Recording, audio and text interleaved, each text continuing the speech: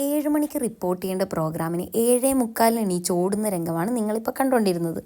And ഈ ഒരു സമയത്ത് ഞാൻ വീഡിയോ എടുക്കാൻ കാണിച്ച എൻ്റെ മനസ്സ് അത് നിങ്ങൾ സമ്മതിക്കണം. യെസ്, ഇന്ന് സ്പോർട്സ് ഡേ ആണ്. ചൈനയിൽ സ്പോർട്സ് ഡേ എന്ന് പറഞ്ഞു കഴിഞ്ഞാൽ അത്യാവശ്യം നല്ല അടിപൊളി പരിപാടിയാണ്. അപ്പോൾ ഞങ്ങൾ ഒരു മാസമായിട്ട് പ്രാക്ടീസ് ചെയ്യുന്നത് ഈ ഒരു ദിവസത്തിന് വേണ്ടിയിട്ട് കൂടിയാണ്. ഇന്ന് ഞങ്ങളുടെ ചിയർ ഗ്രൂപ്പിൻ്റെ ലാസ്റ്റ് പ്രോഗ്രാമാണ്. താങ്ക് ഗോഡ്, ഇനി മുതൽ അങ്ങോട്ടേക്ക് പ്രാക്ടീസ് ഇല്ല.